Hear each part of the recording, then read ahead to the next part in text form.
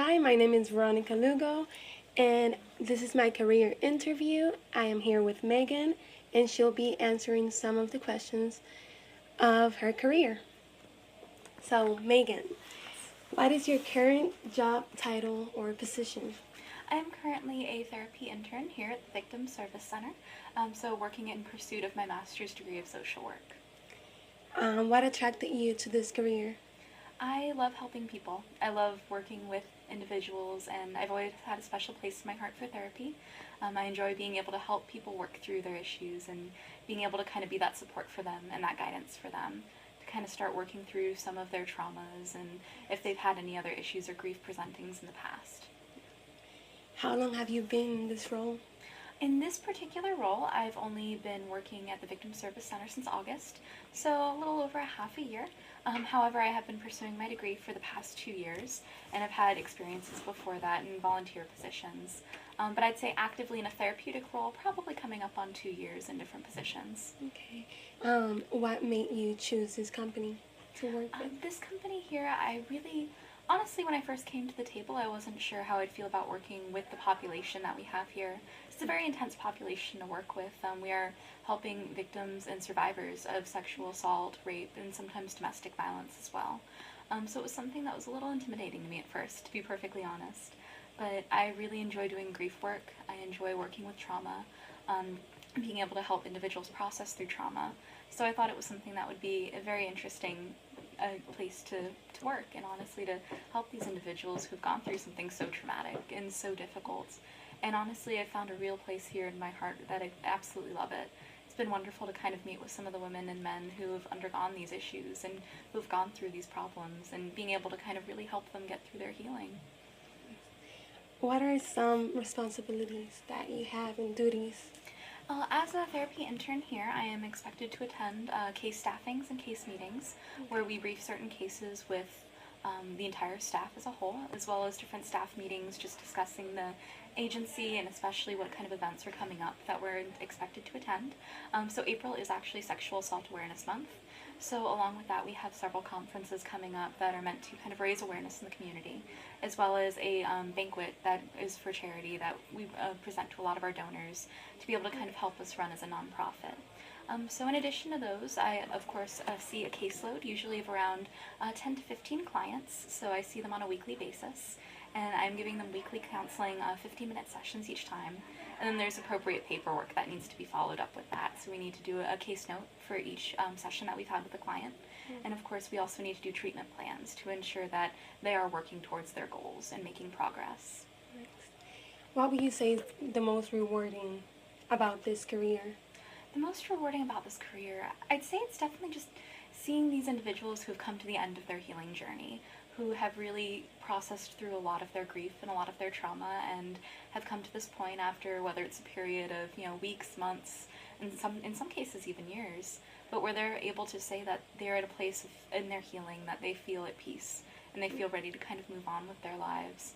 Not to say that that puts everything behind them, because of course there are times that'll come up and issues they'll have to work through as they go on, but to be able to kind of see that progress and be able to see the sense of peace, I would say, it's really rewarding. What do you like least about your job? Least about my job?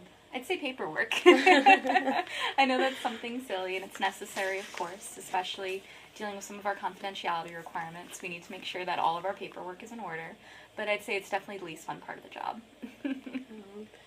What was your major in college? In my undergraduate degree, I actually double majored in psychology and creative writing. My intent was always to go into therapy, but I never really knew what route to take it.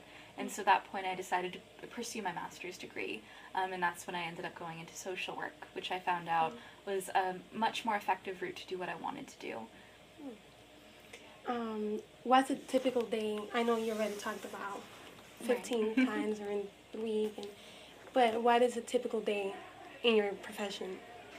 Well, see, that depends on the day, honestly. Oh. It varies from day to day. I'd say that usually about 50 to 60% of the day is sitting with clients, hour-long sessions each, and getting to kind of talk with them about their traumas or whatever it is they want to bring to the table in session that day.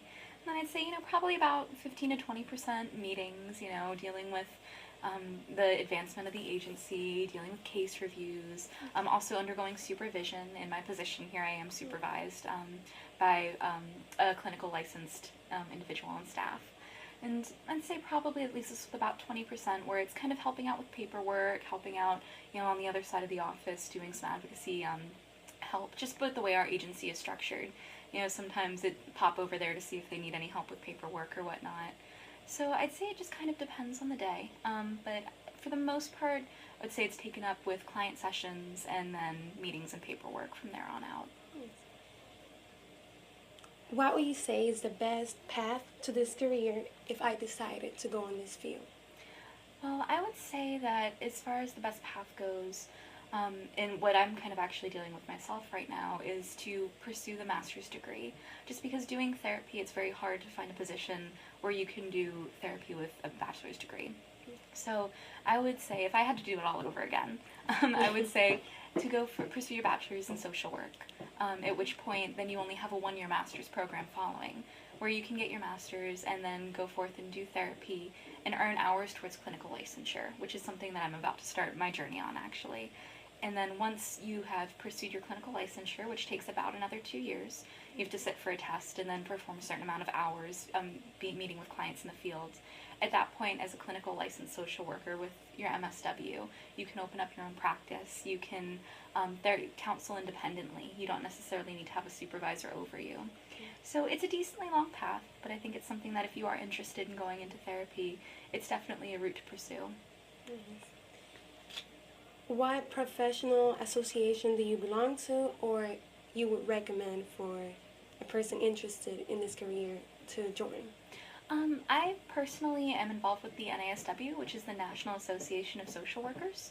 I know that there are other different associations in the area for mental health counselors, so if you choose to pursue licensed mental health instead of social work, or if you choose to go the really long route and do a clinical psychology, which is a very long degree because it's a doctorate, which I know is a very long time, but there are other associations in the area. I know that there is a mental health association that meets in Winter Park monthly, but really the one that I know of and that I'm most familiar with is the NASW, which is social work specific. Is there anything else you consider that I should know if I'm considering this career? I'd say that it's definitely worth it. It's unfortunately we say that the pay isn't always the best. None of us got into this field for the pay, but you're really making a difference, and it's an absolutely wonderful experience to work one-on-one with some of these clients and to even do group therapy settings, which actually, I'm sorry, is something I forgot to include in responsibilities. We do also have workshops that I help co-facilitate, as well as different group therapy, which can be group therapy sessions that are 12 weeks long and very structured, or it can even just be support groups that we have on a weekly basis where clients can come in and get that support. So, little detour, but I think that it's something it's a very valuable career if it's something that you're considering. And what advice do you have for me on my next steps if I decide to pursue this career? Next steps, I would say networking. Get to know a lot of people in the field and pursue internships, I would say. Even unfortunately, if they are unpaid, it's still a foot in the door. And as it is with a lot of careers, unfortunately, a lot of it's more of who you know, rather than, exactly what you know. So to be able to kind of reach out and put your face out there, get people seeing your name, seeing your face. So this way it kind of gives you that opportunity to get in the door with some of these social service agencies and some of these nonprofits. You're talking about people. Do you recommend any people in specific? I don't think necessarily specifically. I just think that don't limit your scope. Like, for instance, I had worked in a school previously, and I was working under a social worker there, kind of doing case management positions, but I made sure not to limit myself to that one social worker. I also made sure to know the SAFE coordinator, to know the behavioral specialist, to talk with the security, to talk with the teachers. So just to be able to expand your circle wherever you end up going. It's very important. And would you recommend any volunteering now as a student that will help me for this career, or? I think anything really that you're interested in. The thing with this career that I love about social work is it's very broad. You can choose where you want to work, where you want to go, and who you want to work with. So I'd say that if you are interested in therapy, to kind of think about, what kind of population you want to work with, whether it's children, whether it's the elderly, whether it's veterans, people who have undergone sexual assault, what kind of people that you want to be working with. And at that point, to kind of look into what options are available in the area. Like, for instance, Children's Home Society, if you're interested in working with children, or Boys Town. Being able to kind of reach out to those places and say, and explain your situation. I'm a student. I'm looking for an opportunity to volunteer. I really love working with X. I love working with kids. I love working with the elderly. My passion is for veterans. And to be able to see what kind of opportunities that they might have individually for you. Okay. Well, this concludes our interview. Thank you so much for your time and for just taking time to meet with me and expand my knowledge about this career. Oh, no problem. Thank you so much for showing an interest. It means a lot.